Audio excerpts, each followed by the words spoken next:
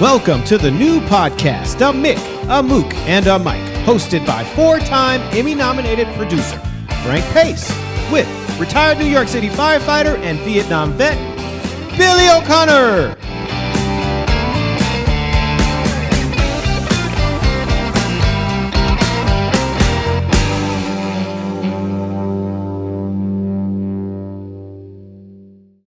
Retired Lieutenant O'Connor, how are you, my friend? Retired, good and retired. I'm good, pal. How you doing? You're not feeling too hot, huh? You got a cold? You'll never know it. I'm a gamer. I'm a gamer. The show must go on. I'll die after this, but I'm a gamer. Hey, who's our guest today? Who's our guest today? Bubba. Burton Bubba Gilliam. Bubba Gilliam. And you know, if you hear the name Burton Bubba Gilliam, you don't know who it is. It doesn't. Nothing flashes. But as soon as you see that face, look at that face. It's iconic. Absolutely iconic. Yep, he'll be a great guest. He'll come up in about 10, 15 minutes or so. Yeah, it's really it's going to be a lot of fun interviewing him. Yep. Because I guess Blazing Saddles is one of the funniest movies ever made. It was for me. Me too. I don't know about for Derek. But nope. No. Oh yeah, I guess a different perspective. Our third man in the booth. Hello, everybody. Derek Harris. That's that perspective. Yeah. So Billy, I heard the Warner Brothers execs didn't like the movie though when it was first shot. They thought it was going to be a dud. They almost didn't put it out. Yeah, they were going to put it out. Yeah, I guess the money that they put into it. They were going to put it out. But before we go into that Blazing Saddles, of course, we'll talk about that with Bubba. What do you think about Caitlyn Jenner announcing for governor? Is she really running for governor? I didn't even see it. Well, good for you. You said she. You're not as ignorant as I thought. I bet he doesn't know who she is. Caitlyn Jenner? Yeah. Yeah, that's Bruce, isn't it? Oh, man, look at that. All right. I remember him. Are you kidding me, man? I remember him on the cover of Wheaties after he won a decathlon. I mean, that was remarkable. He shot at every bloody record there was. 1976. Yeah, cover of Wheaties. They're not putting him on the cover of Wheaties anymore, I don't think. I think I saw that GIF. GIF or GIF? GIF. GIF. I think I saw that GIF with Howard Cosell, O.J. Simpson, and Bruce Jenner,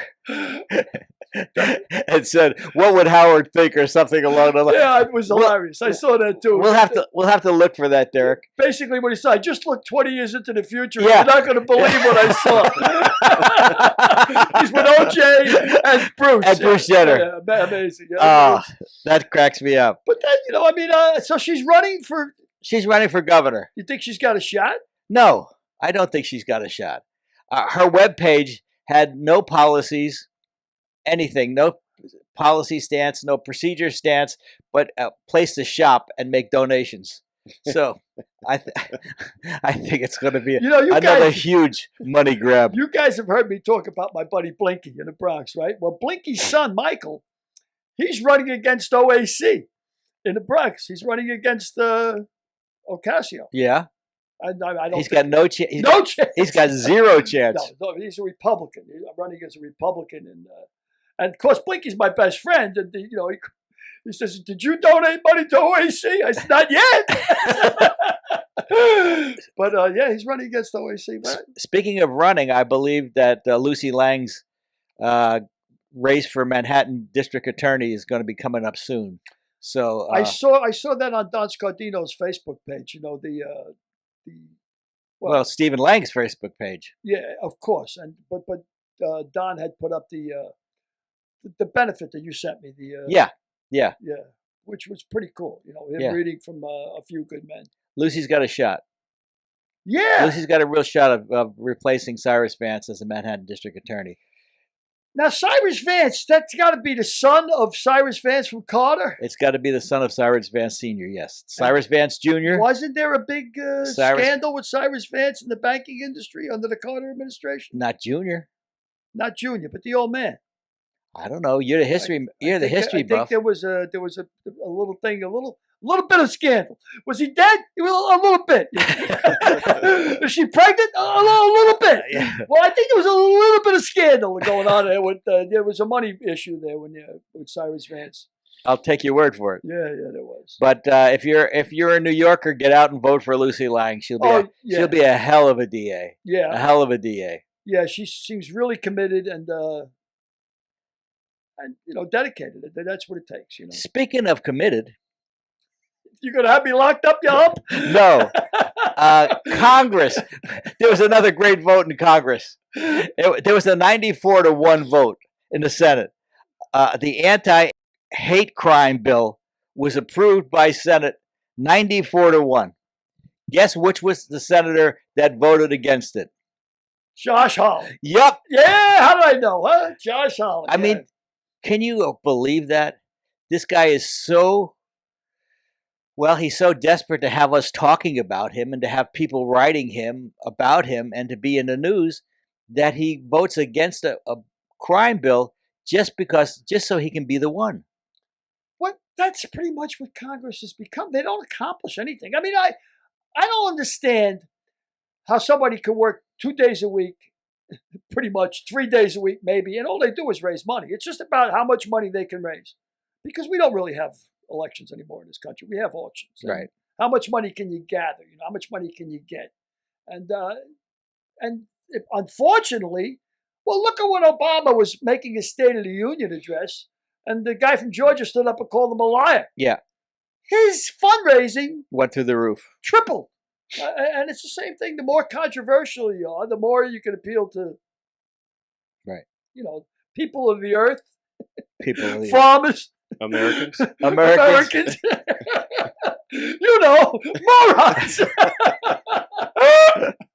I mean, just kidding. I mean, it's just. I'm kidding. Yeah, of course. But I mean, it's become. I mean, they're anti-science.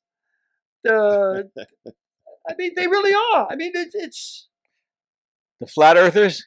Yeah, the flat earthers. I don't. Well, speaking of controversy, the LA Times published a list of Prince's all-time singles. Oh, and they ranked number 1, "If I Was Your Girlfriend," and I'm sure Derek Harris will have some opinions on that. That's the most ridiculous song to put at number 1. The person who wrote this article obviously is more a fan of pop culture than of Prince, and as a musician, I don't think he really understood the value that Prince offered to music. So, if I Was Your Girlfriend was a cool song, and it definitely was innovative, but it's certainly not the best song he's ever made. I didn't even like it. You didn't like it? No. Yeah. I don't think I've even heard it. It's. Well, I wish we could play it. Is it about transgender? Is it If I Were Your Girlfriend? Is it no? Is it controversial? Is it? Yeah. It's about what intimacies women share outside of their heteronormative framework that most pop songs serve to reinforce. I have no idea what you just said. Well, the way I said it, I don't think you can make out even what I did say. You must be talking Latin. I have no idea what you said. Heteronormative framework that most pop. I don't even want to go down that road. Heteronormative. Unmale gazy way that Prince moves through the. Go ahead. Sorry. No, I moves through the question. So, what do you think is Prince's number 1 song? That's a really hard question. It's got to be Purple Rain, no? But Purple Rain, I think, is probably number 1. And even When Doves Cry is probably at least number 2, just for arrangement, the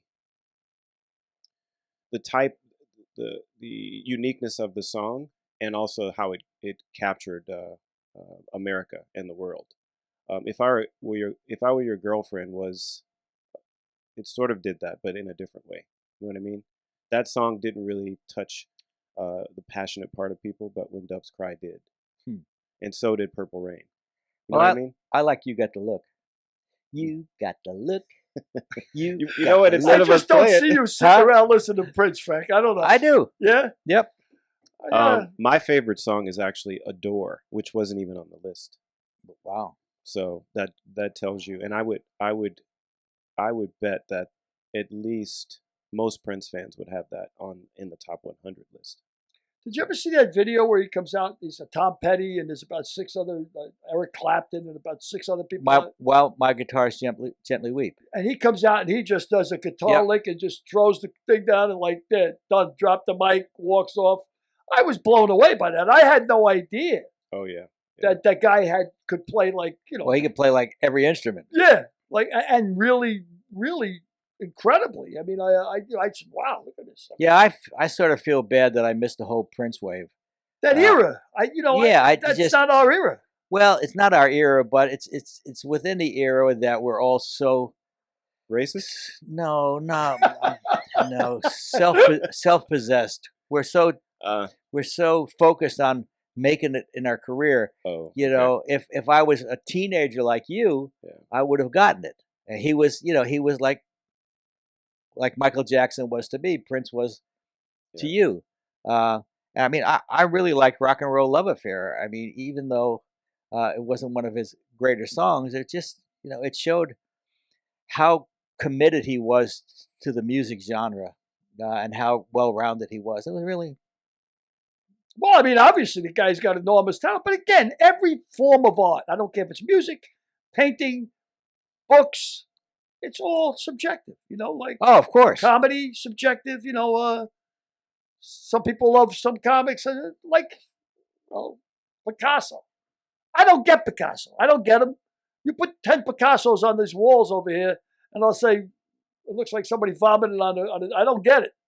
But that don't mean he can't paint. I just don't get it. Well, I don't get Andy Warhol. Yeah. You see one soup can, you see them all. Yeah. Well, what do you think about that? I disagree slightly. I think you're right about things being subjective. I mean, that's a given for everything in our lives. But there's a theory that well, first of all, I think Eric Weinstein talked about this a little bit. That there are certain notes that sort of you can find in every culture in history, and so they resonate with human beings in general. So the idea that it's just subjective is probably not true because you find those notes throughout hiustry. Now, be more specific. What do you mean by notes exactly? You're talking about. You're not talking about musical notes. You're talking about. Yeah, musical notes. So let's just think about it for a second. If we play a note that's off key, right? Everybody in this room will be able to feel that note is off key, right? And so it doesn't make you feel. We call them Billy notes because Billy's a little off key himself.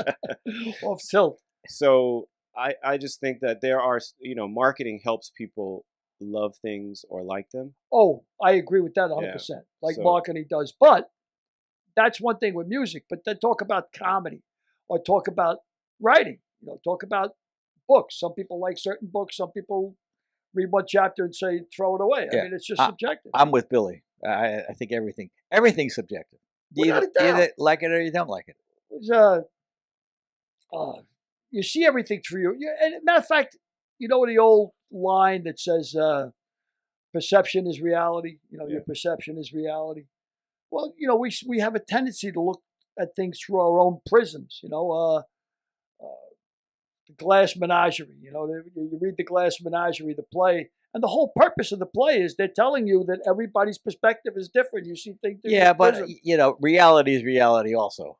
Yeah, but perception is reality. You could take, like Derek said, you take enough advertising, enough thing, and make something big enough, and people say, oh, that's good. 9/11 was reality. How about the pet rock? If you could sell the pet rock to people, sell 40 million pet rocks, I mean, that's marketing. That's, If you can sell water in a bottle. Yeah, bottle. I thought that was the stupidest thing I ever heard of, bottled water. Well, my economic prescience, it's earned me the nickname, the American Nostradamus, I said, non-alcoholic beer, that's the stupidest thing I ever heard about. That'll never sell. Bottled water, who's going to buy bottled water? Yeah. Ridiculous, Well, that's a setup for something else, but we can talk about that on another show. So let's get Bubba on the line. We'll do. And get on with it. Yeah. Let's talk to Bubba. I can't for our audience out there, when they see the face, They'll know it. they'll know it. Well, they've already seen the face, so. All right, guys. We got the man Bubba in.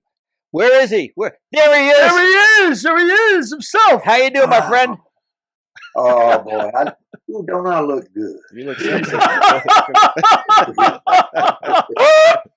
The burro has landed.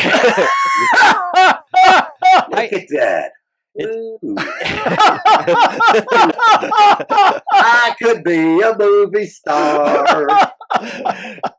You could be. How you doing, Bubba? My name is Billy O'Connor. That's man Derek Harris. You already know Frank, of course. Pleasure to meet you, pal. A pleasure to meet you. You know what? I've been telling everybody for months that I'm 81 years old. I'm not 81. I'm 82. I just figured it out last night. Maybe you were sick of you. So, Bubba, why don't you tell the people what you did last night Oh my God. at midnight? We were supposed, this thing is starting right now. It's noon my time in Dallas, Texas. And I went to bed. I normally don't go to bed till about 1 o'clock in the morning, but I went to bed about really 9:30. And at 20 minutes till 12, I woke up and I looked at my clock and I said, oh my gosh, I'm supposed to be do the Zoom thing at 12. I got up and boy, I was running around doing all kinds of stuff and getting everything. And it really took, my wife finally woke up and she said, what are you doing? And I said, oh, I'm trying to get onto this Zoom thing and it's not working. She said, that's not till tomorrow. She said, it's midnight. And I never looked out to see if the sun was shining. Oh, golly. That's pretty funny. We got so much to talk to you about, Bubba. You and Billy have got so much in common. You and I have got so much in common. Oh, boy. Why don't you start with your fire department days? You were on the fire department, Dallas Fire Department. Wait, before we do that, is your heritage Irish? My wife? Is your heritage Irish? Yes. And some Dutch and English. Because I noticed in 2018 you were head of the... There he is. Hey, Dallas firefighters, New York firefighters. Yeah. My man, how long were you on the job? Hello, what? How long were you on the job? 14 years. 14 years. A little more than 14 years, yeah. And when I left, oh boy, everybody said, you're crazy, man. What are you doing? I probably was a little crazy. Why did you leave? You got a call from somebody, didn't you? Yeah, I'd done a little picture called Paper Moon, and I wasn't an actor. It was the first thing I'd ever done. I'd never been in a grade school play. And I had a great part in this picture called Paper Moon, which was huge, as you know. And then went back to the fire station, and about 3 months later, I got a phone call, and at the fire station in the Dallas Fire Department, you answer the phone. Fire station number 39, Gilliam speaking, and this guy says, hi, my name is Mel Brooks. I'm a writer, director, producer, actor, and I'm getting ready to do a big picture called Blazing Saddles. And I said, thank you, Mr. Brooks. Boom. I knew it was another fireman putting me on because they had been doing it for 3 months. Of course, Paper Moon had not been released, but they were giving me a bad time. But he called back. And you know what? If he hadn't have called back, I would now be a long retired fireman living down in East Texas, and I'd have a couple of cows. That's what firemen do. So, yeah, you thought the other firemen were breaking your chops, of course, because that's what firemen do, right? I mean, that's all we do is break each other's balls. Exactly. That's what. Hey, we have to do that, or we'll go crazy. We'll go crazy. But tell me, how did Paper Moon? How did that come about when you got that first role in Paper Moon, when you got the pencil thin mustache and you look like you Boston Blackie style. yeah, Boston Blackie style. Yeah, how did it come about if you didn't have an acting I always background? say it's my Clark Gable. Like I say, never been in a grade school play, but I saw this article in the Dallas paper, Dallas Times Herald, that said some big director by the name of Peter Bogdanovich was coming to Dallas, and he was going to audition people to be extras in a picture called Paper Moon. And I'd never been in anything, but I thought, well, and it said Ryan O'Neal was the star of the show, and I thought, well, I might get to see Ryan O'Neal. I went down to this hotel and finally found a parking space, went in, and there was a gang of people there. The paper the next day said that 450 people showed up. And I put my name on some kind of list and sat down and talked to a bunch of people for 2.5 hours. And finally, they call my name, and I go in, and a kid by the name of Gary Chasen, thank you, Gary Chasen, from Houston, was the casting director. And he said, I like your looks. Sit down here and let me talk to you for a minute. And he says, how long have you been working extra? I said, I don't know anything about working. He said, this is it. This is working extra. I said, I've never done this before. I've never been in a grade school play. He said, well, I like your looks. He said, and we're giving away some one-liners in the picture.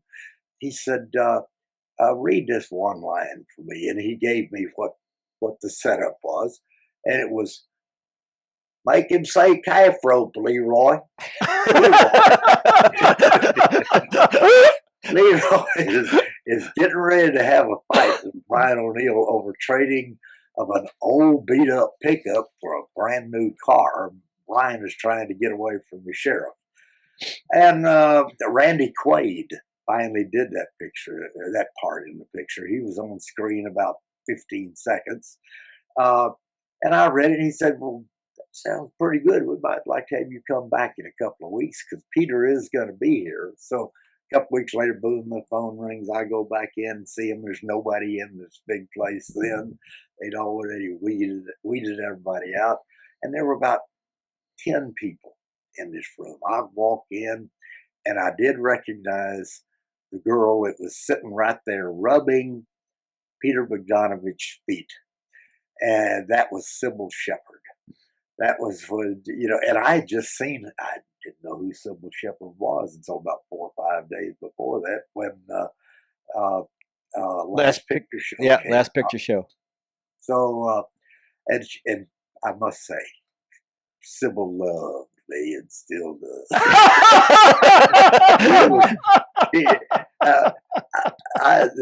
Peter's laying in a chaise lounge, and he's got on a white coat and a red ascot, and his shoes are off. She's rubbing his feet. He's laying back, and he says, "Well, what part are you here for?" I said, "I don't know." And he's here for the part of the brother who's having the fight. He says, "Okay, say what you got to say." I said, "Make him say calf rope, Leroy." And Peter did this. He set up and he did this number. He said, "You think you can do the part of Floyd the desk clerk?" I said, "Yes, sir. Sure can." I don't know who Floyd the desk clerk is. I just knew the answer to the question. I made 100 on that exam. Yeah, you sure did. And you were great. You were great. He looked through this script. And he said, "Well, look, there's 4 scenes here, big, great scenes for this character. I want you to go outside the room in this ante room here and read over Floyd the desk clerk." So I did. I go and look over the thing. And about 20 minutes later, Sybil pops her head in and she says, "Are you ready to read?" I said, "Yes, ma'am, I think I am."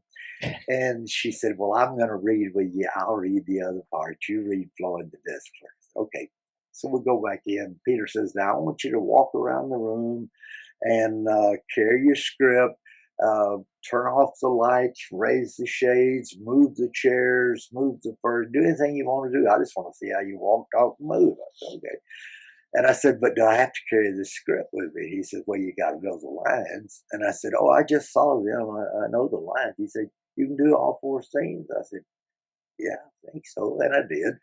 And there were about 10 people in there.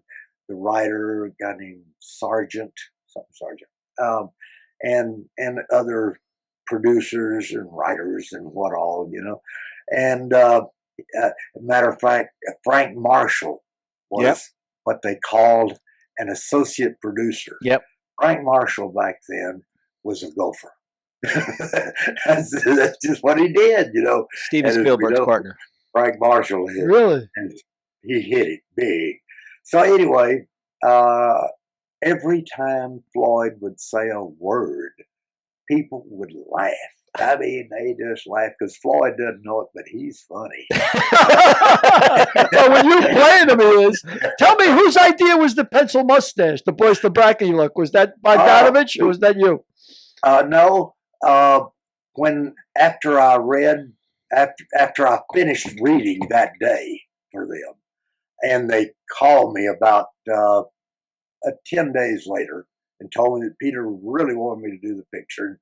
They wanted to take me to St. Joseph, Missouri for a week. And I said, okay, do I get paid? Yeah, you get paid scale for a week. I said, okay. And what'd you ask me? I asked you, whose idea was it, the mustache? Was that? Yes, that's exactly right. That was Peter's. Uh-huh. After they had told me they wanted me to do the part, well, Peter called me and said, I'd like for you to grow a little Clark Gable mustache.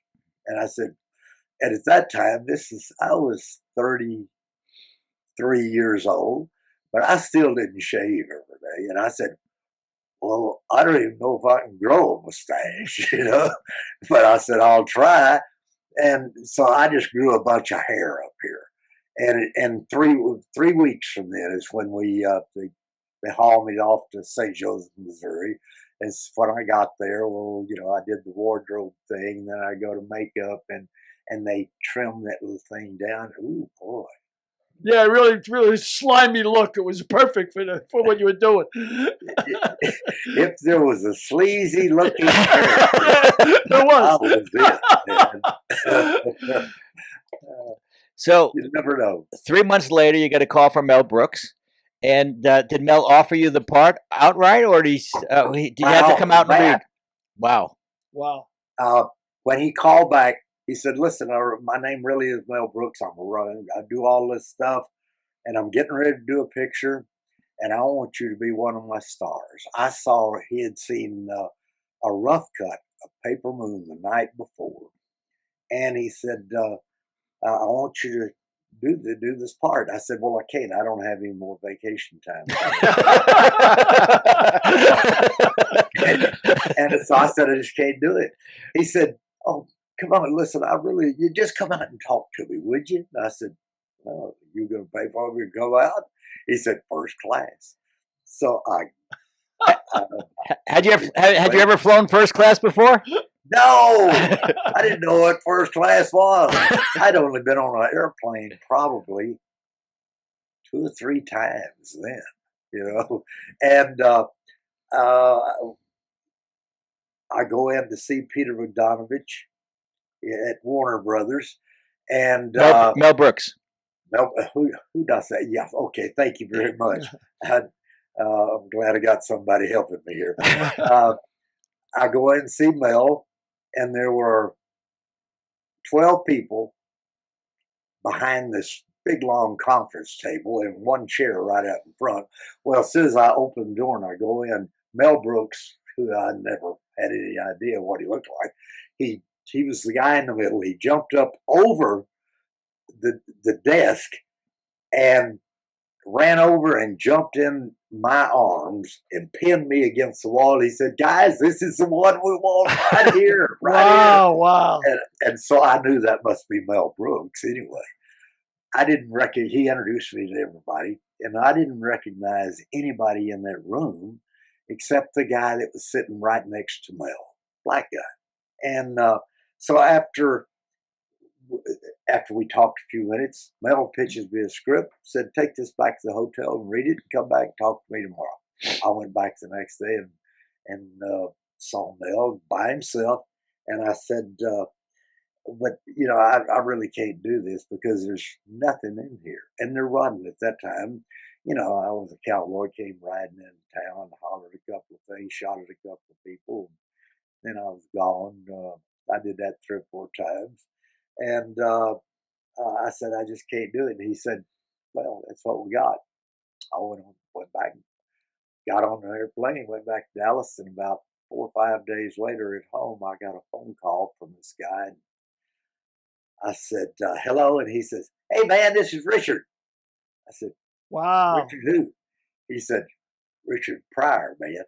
And every time I tell that story, and I've only told it about 3 or 4 million. Now, was that the black guy standing next to Mel Brooks that you recognized when you were in the room? Was Pryor? That was the one I recognized. Wow. Yeah, I recognized him. And he said, listen, man, we want you to do this part. So we rewrote your part last night, and we want you to open the picture. We want you to tell how crazy it's going to be. Not where it's going, but it's going to be a wild ride. And so we rewrote it. Want you to come back and talk to us again. I said, paying for me to come back again? First class. I get on that airplane, go back and see them again, talk to both of them. They give me another script. I take it to the hotel, go back the next morning and see them. And I said, well, and then it was really, really a good part. And I said, well, but I don't have any more vacation time coming. I cannot take a leave of absence. There is no such in the Dallas Fire Department. I would have to quit. And they said, listen, we can come up with the money. Go around and see the casting department. That's their job. And as you guys know, that may be their job. But they could be overridden real quick. Really quickly. But I went around and I talked to Nessa Hines, who became one of the presidents over Universal, the president of Universal. And she kept telling me that there's really no money in this part. That's the extent of the conversation. There's no money in this part. I said, adios. I got up. Yeah, you had a big decision. Well, I went back, got on an airplane, and came back to Dallas. The next day, I got a phone call from Mel. He said, what happened? I said, I don't have any money. How much money did she offer you? I said, well, she didn't offer me anything. She just said, we don't have any money. And as you know, hey, Frank, that's the way you guys operate. We don't have any money. Yeah. So until you ask for it. And he could have said, how much do you want? But I don't know what I would have said. And I said, well, I don't know. He said, I want you to come back and talk to me.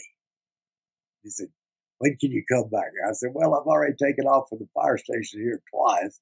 So I'm making a long story out of this. I'm sorry. That's okay. So I left, and we decided I'd come back in 3 or 4 days, and he set it all up. I go back to see him, sit down in front of him, and we talked for a minute. He said, well, how much is it going to take to get you to do this part? Here, I'm a fireman. I don't know anything about acting. And he said, and I said, well, at the fire department, now I know I impressed him with this. I said, this is 1973, February of 1973. I said, I make $12,000 a year. I know it impressed him a lot. He said, I'm going to get this GI cheap. Yeah. So I said, and I can't quit the fire department for any less than I'm making in a whole year, $12,000. He said, well, we're going to give you 3 weeks on the picture, $4,000. That's okay. That was something I wasn't ready for that.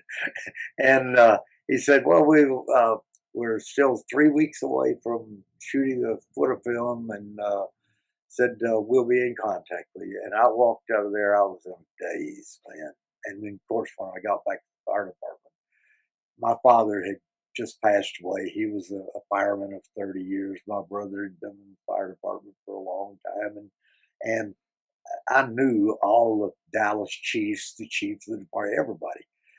And man, I got phone calls from the chief and everybody else. Don't quit the fire department. Yeah. Your daddy wouldn't like this. And, you might not ever get another job. And, but I just had the assurance of a number of people. Peter Bogdanovich had already called me, and he knew that Mel was after me, and he said, "You can do this. You can do it. No problem. You can do it."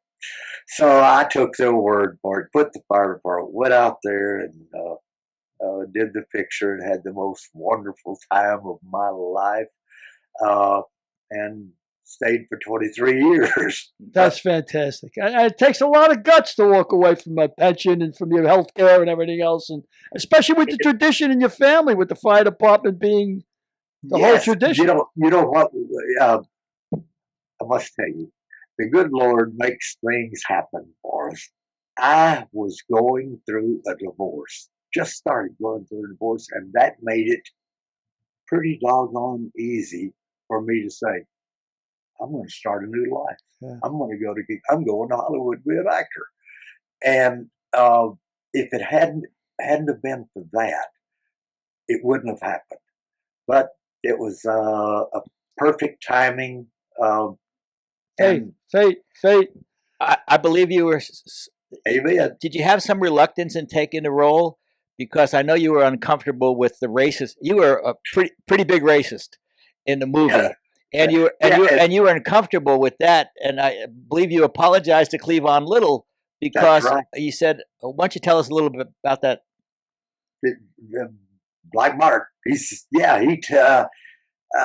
after we had been doing that scene for, I don't know, 30 minutes or so, he said, "Come on, walk out on the." We were out on the. He said, "Let's walk out here and talk." Cleavon said this. He said, "Listen, I know you're having a little bit of trouble calling me what you're calling me." And I said, "Yeah, of course, I'm from Dallas, Texas. I've heard that word ever since all my life. But to say it to another person is something else." He said, "Do not worry about this. That's the written page right there. You didn't write it. Whatever you say is acting." He said, "You just, if you want to go beyond that, you say whatever you want to. You call me anything you want to. But after they say cut, if you call me that, we're going to have some trouble." He didn't know you were a fighter, though, that you had as many fights as you had. I was shocked. He was carrying a big stick. Yeah. Why don't you tell us a little about the fart scene around the campfire and how that came about? Oh, wow.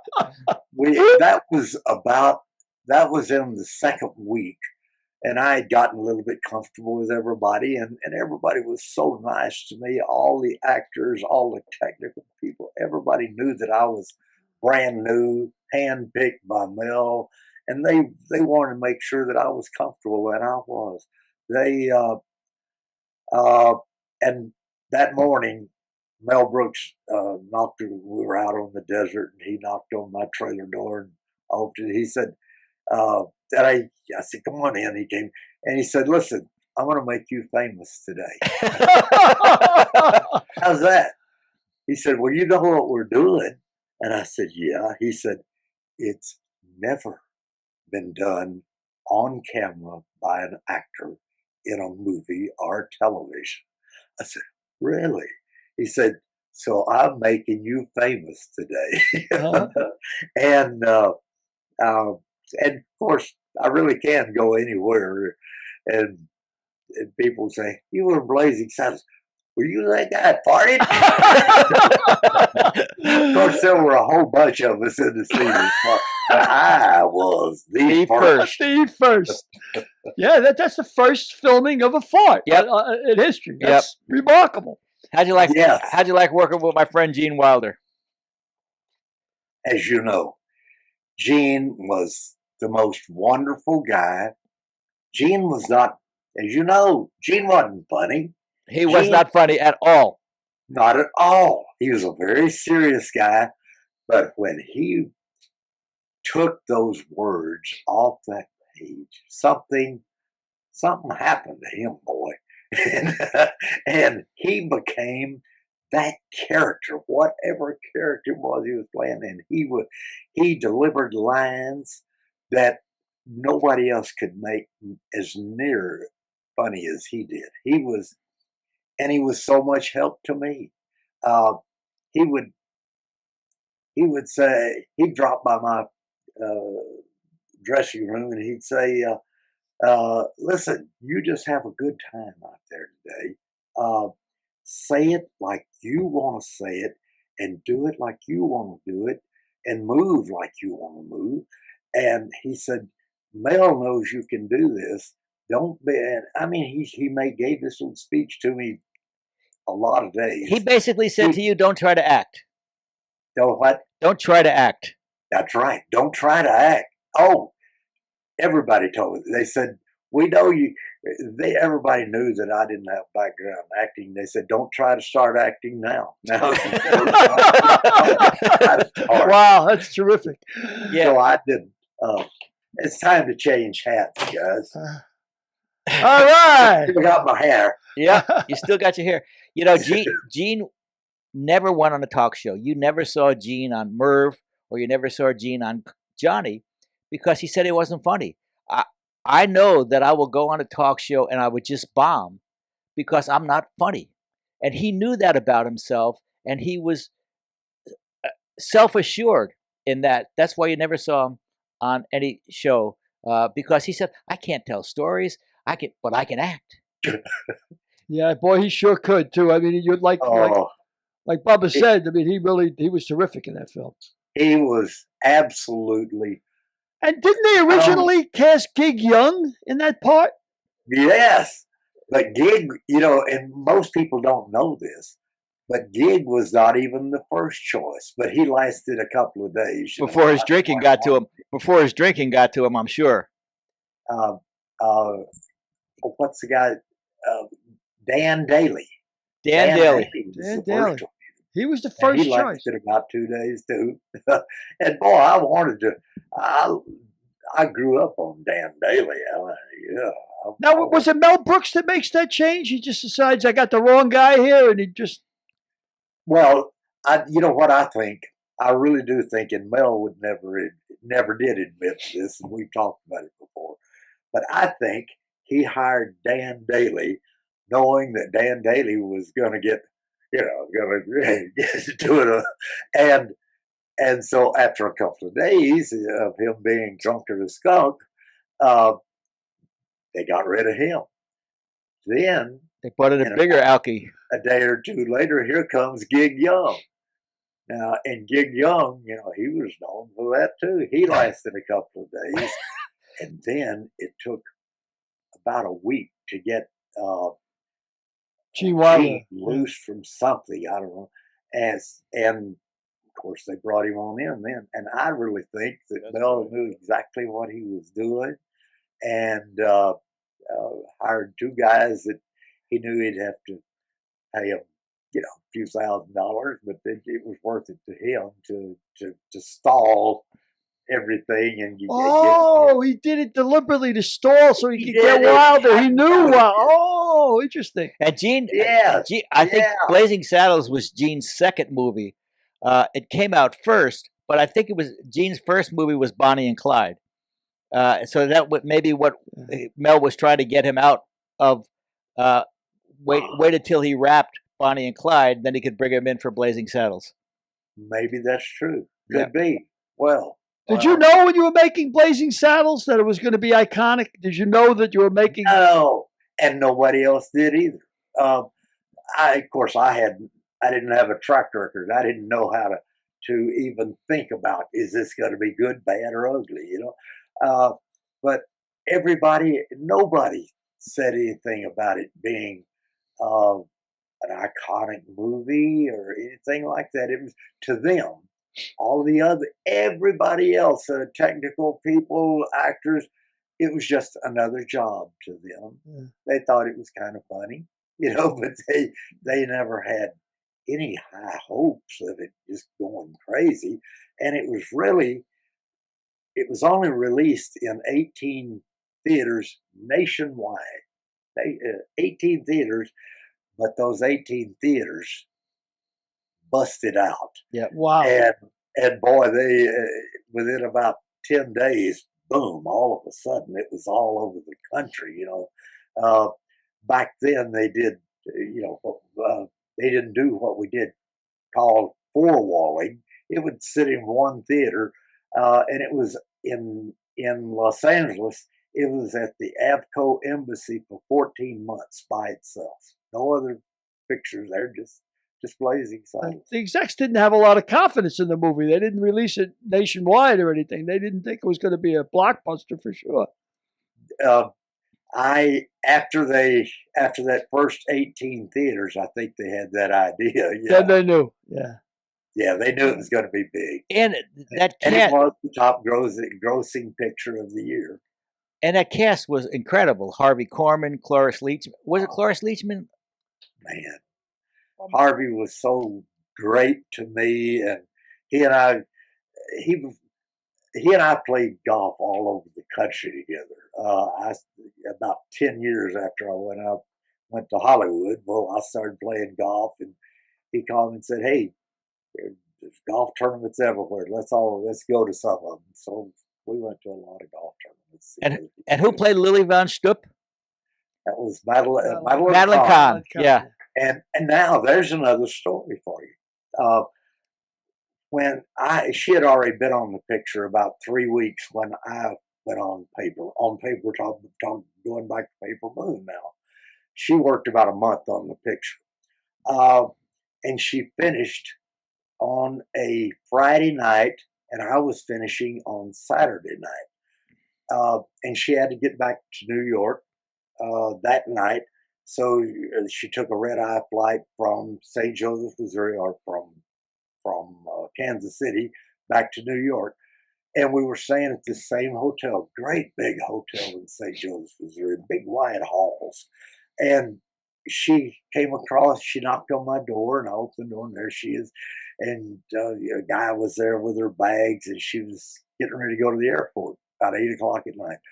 And she said, "I just want to tell you how wonderful it was to work with you. I had the best time," and all this stuff. And she gave me a big hug, and she turned around and walked out of the door, and I followed her to the door.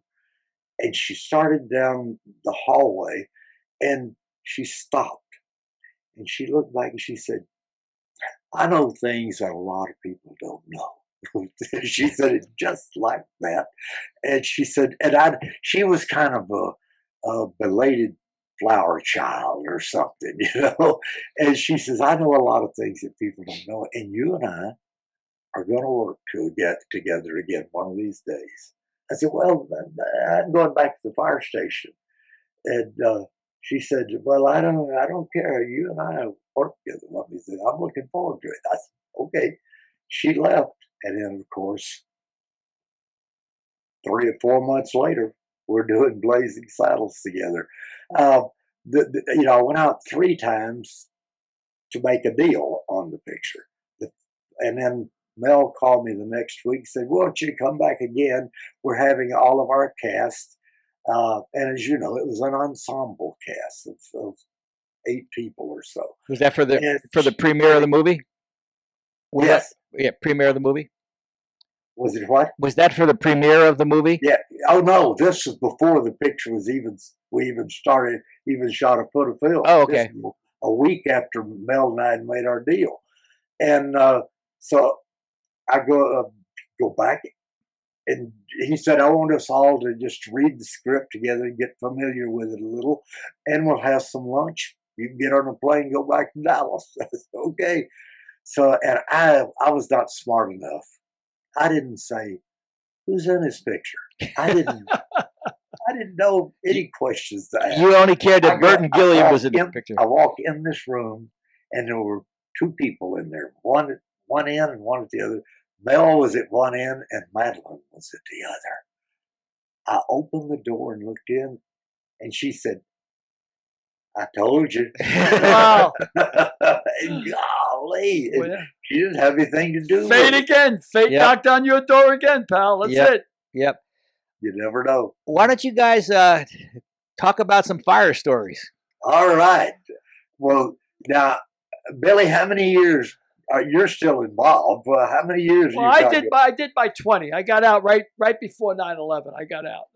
I Did you? retired about 2 months before 9/11. But I went up there and worked on the dig. But you did Really? 14 years. You did. Yeah, I had 14 years, And and did you you- had 20. But were you in the New York department? Yeah. Yeah. I was working the Bronx and Harlem usually. Wow. Yeah. I went up there to work on the dig after I retired because, of course, I knew, so many guys that I think I lost. You did. We lost 343 guys, but I think I knew about 11 of them. And I would have known a lot more, but we lost. What people don't know about 9/11 is we lost the cream of the crop. We lost a lot of young kids Really? because they were just coming out of the classes, and they were, they were the guys that were at the top of the list, the guys that got hired first because they were at the top of the list. And of course, a lot of brain power, a lot of deputy chiefs, a lot of chief of the department got decapitated. We lost a lot of, and I knew maybe 11 people. I would have known more, except they were mostly young kids. Most of the guys that I knew were officers. They were lieutenants, captains, the guys I had worked with, But I don't want to leave the fire department because it was my life, and of course a lot to do with your life and the nepotism involved between your father and I know that's why you knew all the chiefs and everything because Actually, of the whole now, history. Now there have been 11 in my family. Wow. Brothers, brother-in-laws, son-in-laws, cousins, nephews. There are now 11. We just had one of my nephews just went on the Garland, Texas Fire Department. So there's a bunch of us. Yeah, that's terrific. So did you guys, when you were in Dallas, you did mostly structural fires, or you had like we had. I never the biggest fire I was ever at was probably a 3-alarmer, and they go to 5. Mhm. But I just didn't. I was always in a station that we would average 1 run a day, and this was, of course, before all the paramedics and ambulances and all that came into play. I left just as that was going on. Now, in the Dallas Fire Department, gosh, it's 11 to 15 to 18 runs a day. Yeah, I'm sure. It's a whole different fire. And they do a lot of EMS runs now too, right? There's a lot of medical That's right, runs yeah. more than anything else. And we had a lot of grass fires, a ton of grass fires. We used to call them 3 broomers. Somebody in Staten Island would say, I went to a job the other day. Say, oh, Staten Island, would you have a 3 broomer?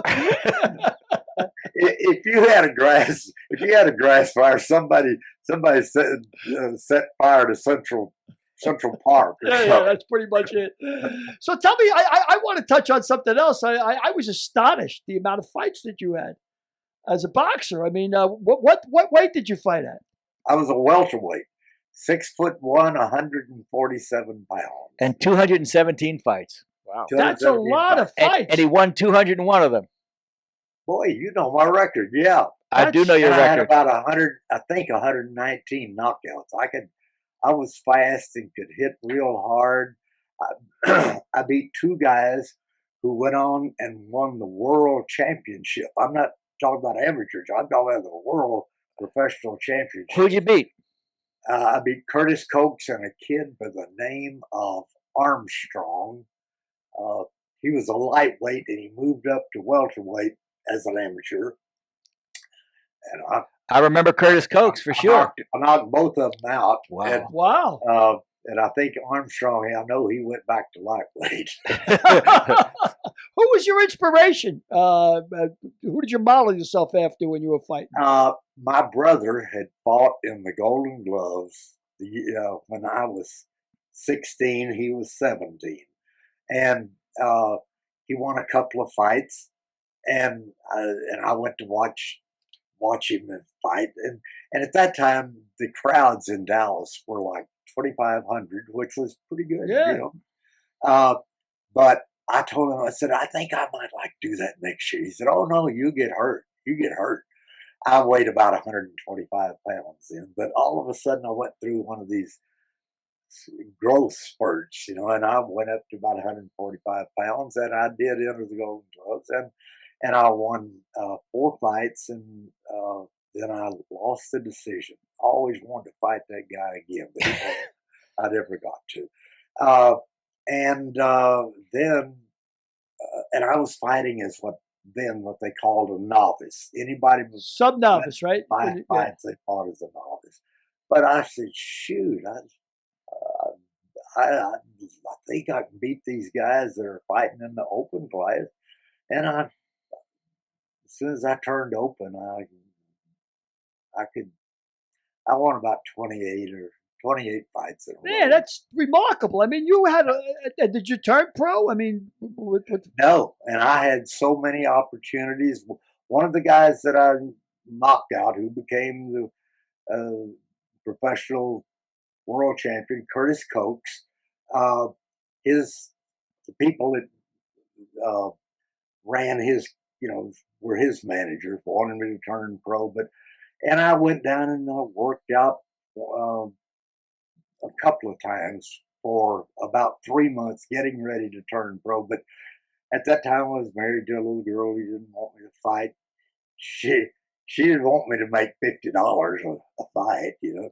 She didn't mind if I won an $8 trophy, but you know, but I never did. I just didn't turn pro, and I fought for 11 years, and it was. Wait. In 11 years, you had 217 fights. Yeah, that's a lot of fights. that is a ton of fights. But I went everywhere, and I did not get to go to the Olympics. I fought in the Olympic trials twice and went to the finals, and both times I lost. They say I lost to a guy that went on. You know, he went to the Olympics and was the Olympic champion. But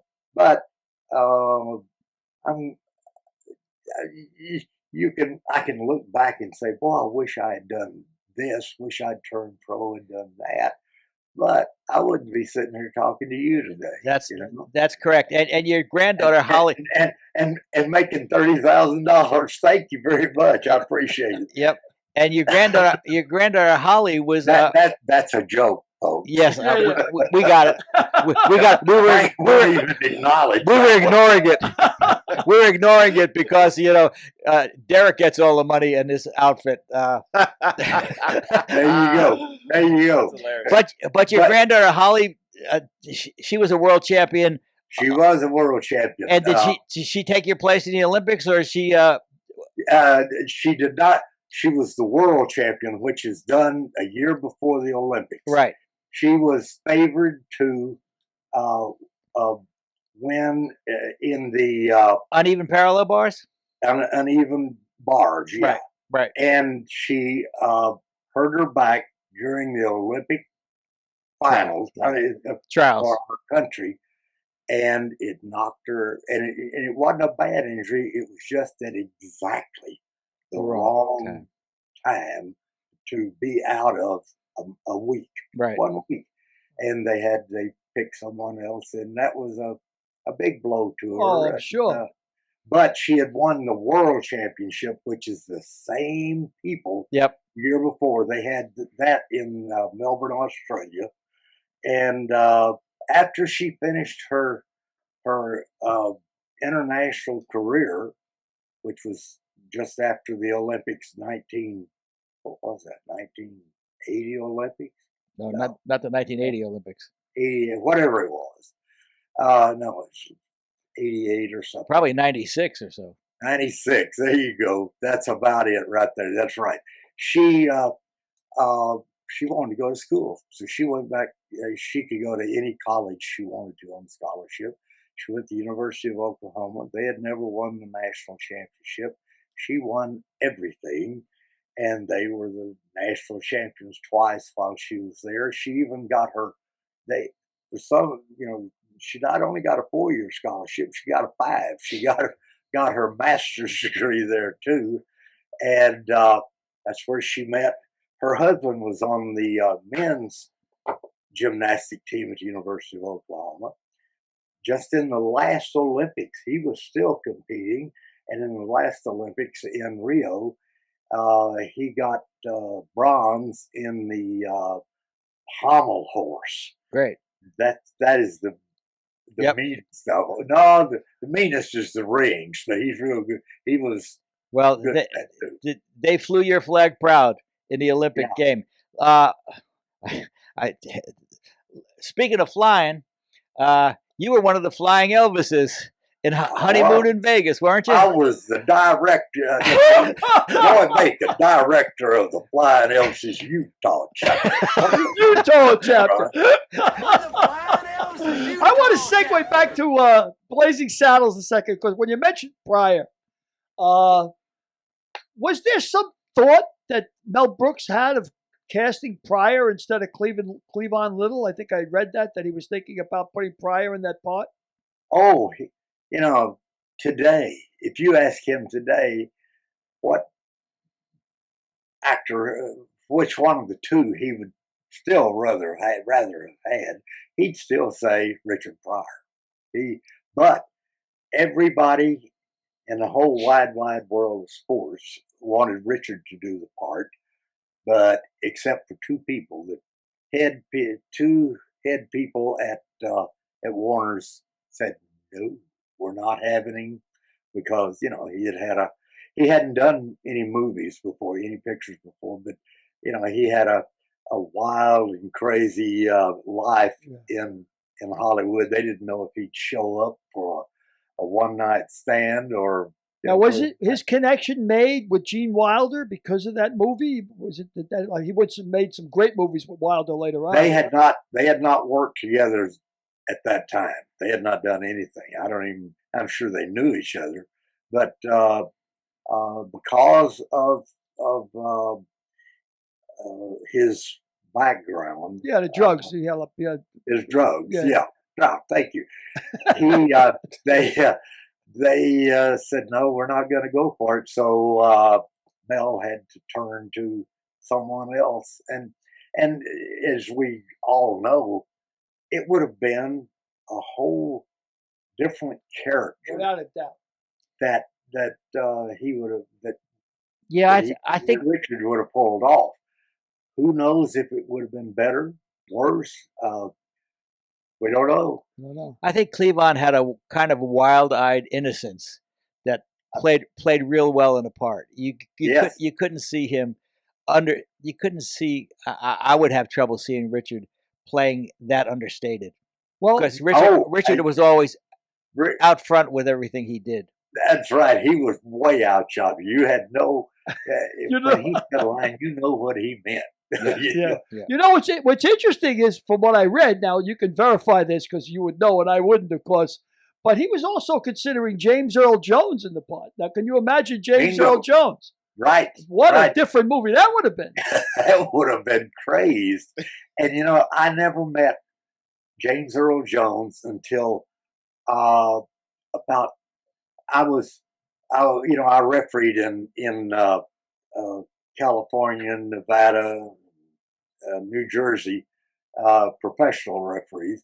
And somewhere or other, James Earl Jones came to one of the fights that I was refereeing down at the Forum, and someone introduced him to me and asked me if I would kind of sit with him while I was, because I wasn't refereeing that night. He asked me if I'd sit with him, and I sat with him, and I didn't know till then that Mel Brooks had the idea of using James Earl Jones as Black Bart. And he told me, he said, Mel Brooks talked to me about doing the part of Bart. I said, wow. And I did not know that. That would have been a whole different. Was that before or after James did Great White Hope, the movie Great White Hope. Didn't he star in a Great White? Yeah, he Yeah, starred in a Great White Hope. Jack Johnson. Jack Johnson story. Yeah. Do you know? Yes. Do you know whether that was before when you were sitting with him at the forum? Was that before or after he had done that I fight? don't The know, but movie. I think probably it was after, or we would have talked about it. I think. Yeah. I don't know. Wow. Interesting. So we met in Lexington, Kentucky at one of those celebrity golf tournaments that you talked about. You were actually a celebrity, and I was, a D-list guy who just was there, invited along for the ride. I think I was invited along because I brought artists with me, but artist Gilmore. But how long have you been going to Kentucky? You've been 36 years or so? It's still going, of course. And they're now coming up this year will be 41 years. And oh, my phone is going off. How do I turn this off? Sit down. Anyway, I didn't play in the first tournament because I wasn't even playing golf then. Quit that. And you can't talk to they just don't listen. It's like in golf, you can talk to a slice, but you can't talk to a hook. And that phone is like a hook. I can't talk to it. But I didn't go the first year, but I went the next 35 straight years. Yep. And then I missed for a couple of years, and I went back for a couple, and now I'll be going back again this year. But that tournament. That's the best tournament I've ever been to. Really? The very best tournament of them all, and I've played a lot of them. Yeah, it's I met the best. I met so many good people over the years. Bubba being one of them, Jimmy Hampton being one of them, who just passed away. And they loved you back there. Well, I guarantee you. They were always high on you. See that, Derek? I don't know. Yes, I'm sure that was the case. He's a river to his people. He's a river. Jim Richardson, Dougie Flynn, Johnny Bench, all of those people. We just made such great friends over the years. And the older I get, the more I need friends. Because let me tell you, it's because of Johnny Bench that I quit going. Is it? Johnny and I had a falling out. I won't even. We won't talk about the falling out, but we had a falling out, and I didn't go for about 3 years. And he called me about 2 years ago, and he said, "I made a mistake." He said, "And I want you to come back. I want us to put this behind us. I'm apologizing. It was my fault, and I take full responsibility for what happened." Man, when somebody tells me that, Class act, just class. it's over. Yep. It is over, and Class. we're going to forget about what Johnny. And now, I've been a little bit sick for the last 9 months. Had a little cancer, but we whipped it. 10 months actually, and he calls me every month just to make sure that I'm doing fine. Wow, that's You know what? I want to tell you that I had a stroke in 2013, and Johnny called me every month to see how I was doing.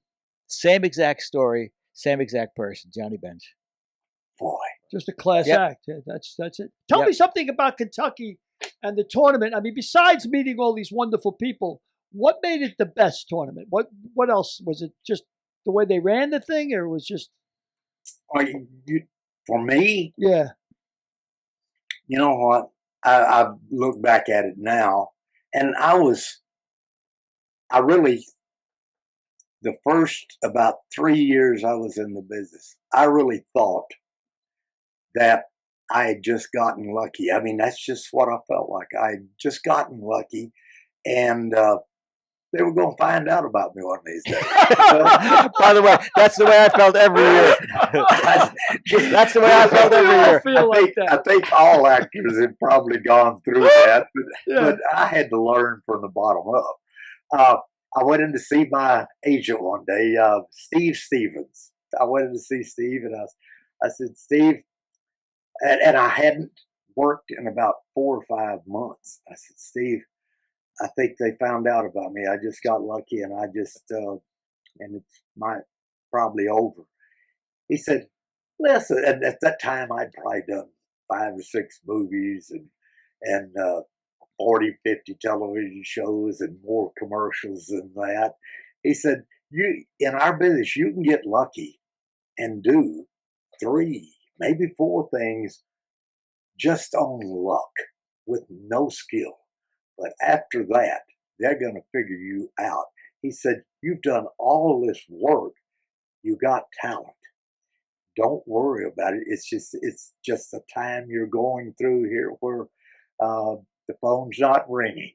And within days, I got a phone call from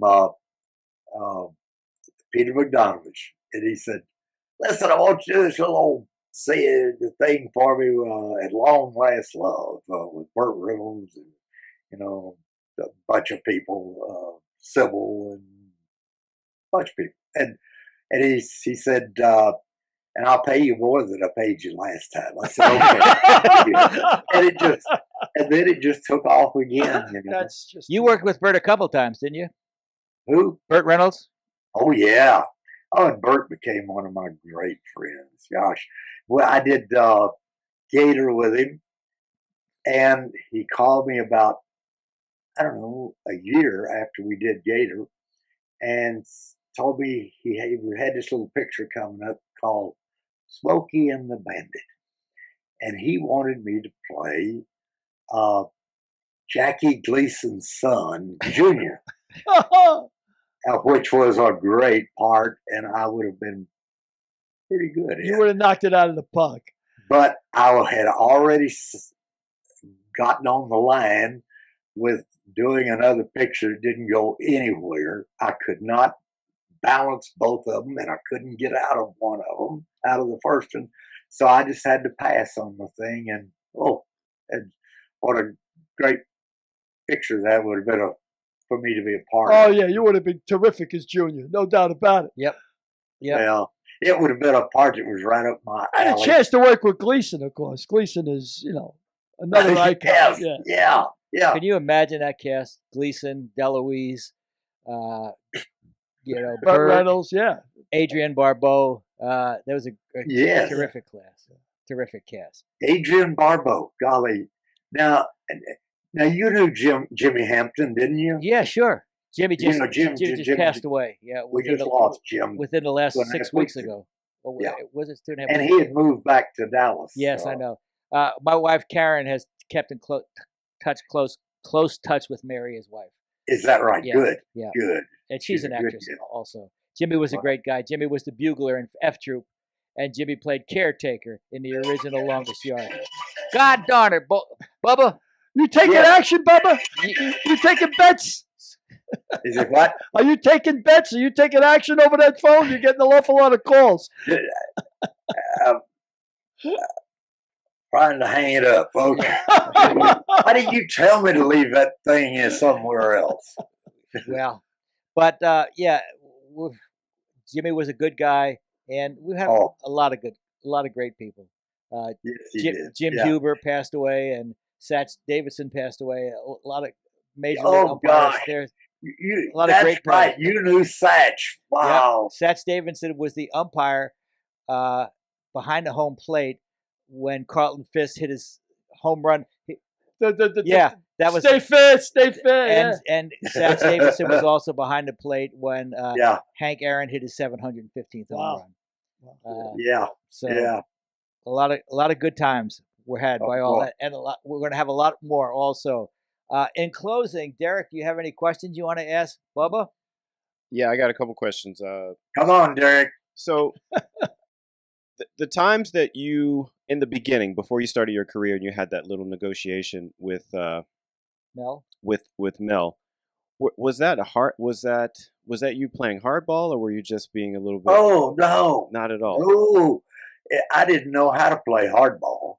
I had no idea about that. I was just telling it like it was, you know. Yeah. And I never, until that final time out there, and he said, "Okay," I never thought that it was going to go anywhere. I was just kind of running back and forth to Hollywood, and I'd stay 15 minutes and go down on the Hollywood Strip or on Hollywood Boulevard or Sunset Strip and see a few things, and then I was out of there. I never thought it was going to work until he said, "Oh yeah, that's okay," you know. And really, I made my deal was 3 weeks for $12,000, but I actually had 4.5 weeks on the picture, and with overtime, I made $25,000. 2 years work. Well, Mel Brooks obviously had an eye for talent. I mean, that's what Frankie said to me a couple of times, that's what producers are. You know, they can spot talent. And Brooks, I mean, wanted you so badly. I mean, obviously he had that. You had the look. You had something that he wanted badly. That is really beyond me, because usually I know now when somebody, a gifted actor says, "No, I'm not going to do it. The money's not right, and goodbye," or the part's not right. But he just stayed after me, and I'm sure glad. Boy, we're all glad he did. We're all glad he did. Those 2 cows down in East Texas look real ugly to me now. Billy, you have a final word? Yeah, I do. I have another question that when I was doing the research to interview you, and you had a good relationship with Madeline Kahn, which makes this more verifiable.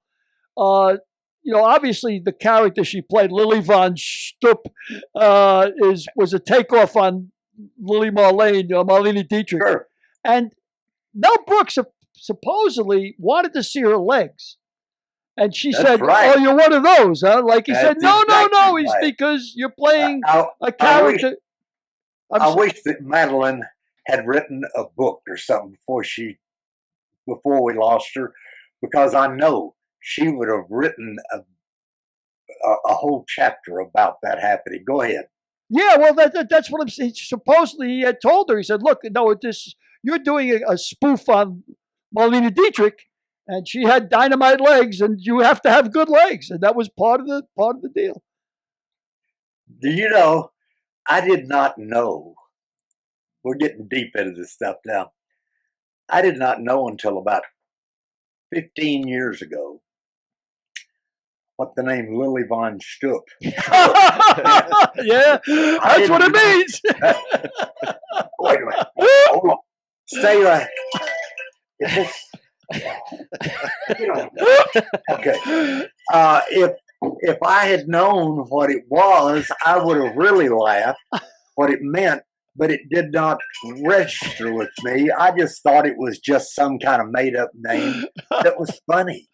Yeah. I went down to Houston to play golf with some guys, Jewish friends of mine, who at a Jewish country club, and we were talking about Lily Von Stupp, and it came up that it meant something. And I said, "What's it mean?" If you're from New York, you know what it means, because I don't know what it means.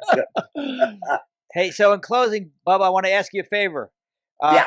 Can you do a promo for us for a Mick, a Mook, and a Mike podcast? Listen to us on where? This is on top of the 30,000. Yeah, you'll get extra for this. Yeah. Okay. Take one of my checks. You take one of my checks. What do you want me to say? Tell me what to say. This is Bubba from Blazing Saddles. Yeah. And I want you to listen to the podcast, A Mick, a Mook, and a Mike. Wait a minute. What is it? A Mick. A Mick, that's him. A Mick, a Mook, a Mook, and a Mike. And a Mike, that's Derek. Boy, you gotta. a Mick, A mook. And a I'm Mook, And a and mic. what? A mic. Microphone. And a Mike. Right. Uh, You A had Mick, a Mook, and a Mike. That's podcast. it. And Yeah. just say it just like that. Okay. Just be you, Okay, brother. you Just just- be you. Okay, you just tell me when. You just start with this is Bubba from Blazing Saddles. Go ahead. Okay. Hi there, folks. I'm Burton Gilliam, Bubba Gilliam, and I'm Lyle in Blazing Saddles. And I just want to invite everybody to tune in to a book. No, I messed that up. Here we go again. Hey, folks. I'm Burton Gilliam, Bubba, and I'm Lyle in Blazing Saddles. See, it's right there. And I want you to accept my invitation to tune in to a Mick, a Mook, and a Mike podcast, because it's gonna blow your hat off. Thank you, Bubba. thank you, Bubba. You are the best. I hope to run into you sometime. Now remember this, okay? Yeah. You cannot make a racehorse out of a jackass. But I'm trying. You were Thank you. terrific. Bubba, thank you so much. What Billy. a pleasure to meet you, pal. Billy, Frank, thank you for having me. And Derek, you're the best, pal. Pleasure.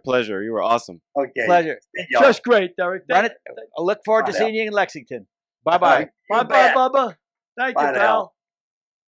He was terrific. Yep. Absolutely terrific. He's the best. He's Yeah. the best. You know, one of the things I had read was that Harvey Korman played Hedley Lamar, right? Right. Of course, in Blazing Saddles. And he had told Mel Brooks, we're going to get sued for using the name Hedley Lamar, because Hedley Lamar, of course, was iconic actress of the 30s, but probably the most beautiful woman in I think, in that period in the movies. And he did. She sued. And They settled out of court, but she did sue. And a lot of people don't realize this, and I guess unless you're a real movie aficionado, which I was, and I was a big Hedley Lamar fan. I mean, I loved Hedley Lamar. I thought she was not just gorgeous. She had invented radar. exactly sonar, but it turns out that what she invented was frequency hopping technology. So Right. we wouldn't have Bluetooth right now had it not been for Hedley Lamar. Right. And she didn't get credit for that. She sold it to the government, and the government sort of usurped her patents. But maybe within the last 5-10 years, the government has made restitution to her estate. Oh, is that right? Yeah. And obviously she was brilliant. She was married to an arms dealer, a munitions expert or something. That's how she got the frequency thing going on. I mean, That's a great story. but she was a knockout. Yeah. I mean, absolute knockout. Yep, she was. So this week in history, Uh-huh. What kind of curveballs are you going to throw me now, Derek? I'll give you the date. Was this week in history, of course, so you have the date. But it's 1954. That might be a clue because we've talked about this before. What do you think happened this week in 1954? Well, I don't know. I mean, we're talking about the Eisenhower administration, so the big gambit 5 years earlier was when China went communist in 49. Mao Tse-tung, that was a blind bug. 54, I don't know. I'll give you a hint. There are parallels with the COVID vaccine. Oh, is this Jonas Salk? Yes, it is. Good for you. Jonas Salk polio, huh? Yep. First, this week in history, 1954, the first mass trials of Jonas Salk's anti-polio vaccine began. And that was a scourge. I mean, I of course, I was only 6 years old, but everybody was terrified of polio, Yeah. I mean, absolutely terrified. I mean, it was. And they should have been. It was. And didn't he give it away for nothing? Oh, sure. He refused to charge for it. Yes, he refused to charge for it. Yeah, he could have made him, of course, the equivalent of a billionaire today, but But he was a doctor. he was a doctor. He was a real doctor. He was a real doctor. He was a real doctor, not like Doctor Cut Him Open. Doctor I Cut Him Open. Dr. Rotten Socks. Yeah, he wasn't like Dr. Rotten. He was a real deal. But yeah, that was an amazing thing at 54. was well, it saved the world. I mean, It did save the world. that was a terrible, terrible disease. Yep. Our guest next week is Susan Egan, the Belle of Broadway, who created the role of Belle in Beauty of the Beast and starred in Cabaret and Thoroughly Modern Millie. She's a great talent, and she'll be a terrific guest. Those are three huge plays. I mean, no doubt about it. Yep. So that's great. I tell you, I'm getting to meet some fascinating people thanks to you, pal. Yep. Every now and I'll throw you a curveball. You can meet one of my friends. I'm looking forward to meeting Pepe Lopez, who's going to be the Pepe Castro. Pepe Castro. Pepe Castro. Pepe Magoo. We call him Pepe Magoo because of the Blues Magoos. Blues Magoos. So I'm looking forward to meeting him, and then we'll have the week between Susan and Pepe. We're going to be having Matthew Lawrence on. So very cool. You'll look forward to that interview. With that, Derek, do you have anything else? I think that's it. We're good to go. What, should we talk about our new website or not? Oh, absolutely. Ooh, look at Billy on the... And we didn't mention If These Lips Could Talk, available on amicamookanamike.net. Isn't that a book co-written by two familiar faces, If These Lips Could Talk? I know one of them. I know Billy O'Connor. I know Frank Pace. That's my claim to fame. I know Frank Pace. I'm with him. I'm with this guy. Yep. And then we have a new website up. That's right. A Mick, a Mook, and a Mike. I like the way Bubba said it. .com. A Muck, a Mick, a Mook. .com and amicamookanamike.net. Wow. It's up. It tells all about the exciting co-hosts, of which Billy is one of them. He's the exciting part. I don't know about that, but we also have all the archives up on that website, which is really cool because I was going to ask you that Stephen Lang, of course, is making Avatar 2, 3, and 4. And when are they going to release Avatar 2? Do you have any idea? I think the first one's going to be out in December of 2022. And then 2022, 2023, 2025, and 2026. Steven's going to get to look at himself at the current age he's at when he's 10 years older, and it'll be the original Avatar was out in 2011. It'll be able to look at him in 2026. And will not have aged a bit. And of course, our audience can check the archives and see our interview with Stephen. And there was one thing that really stuck out to me that because as a writer and as somebody who likes to read like yourself, when Stephen Lang said, "It reads good." It reads good. I love that. I love that line and the way he said it when he was interviewing us. He just said, "Yeah, I like that read. It reads good." And that really stuck with me. I don't know why, but with that, say goodnight, Billy. Good night, Billy. Good night, Frank. Good night, Derek. Good night, everybody out there. And thanks again for tuning in. As always, we really appreciate it. We had a lot of fun here, and I hope you had half as much fun as we did.